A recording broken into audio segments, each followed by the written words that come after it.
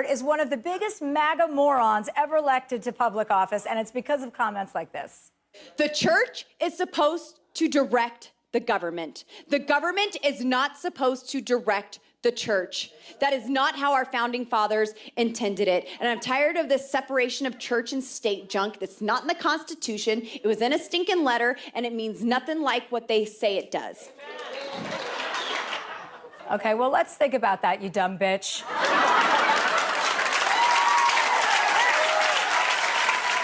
Because I tend to be skeptical about getting constitutional law advice from a human tramp stamp.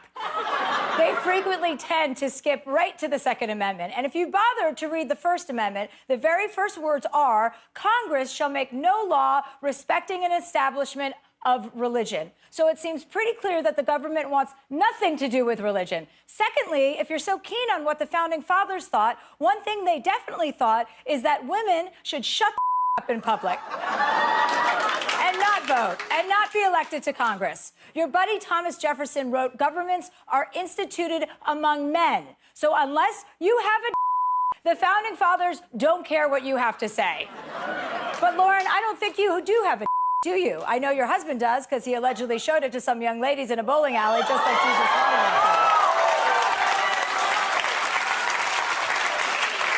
And let's all take a moment to remember that the founding fathers were a bunch of toothless dudes who took shadoobies in their backyard, thought that their wives were property, and wanted to protect guns that fired marbles and took 11 minutes to reload. And since we're paraphrasing Jefferson's letters, he said, nothing is so disgusting as a woman who isn't clean. Google it. And while you're there, Google Lauren Breitbart diarrhea. And you will learn that this dumbass owned a restaurant that served uncooked pork sliders at a rodeo, which gave dozens of people diarrhea. That's how Lauren forces people to pray. They cry out, please, God, stop me from making explosive diarrhea poo-poo in this rodeo porta potty.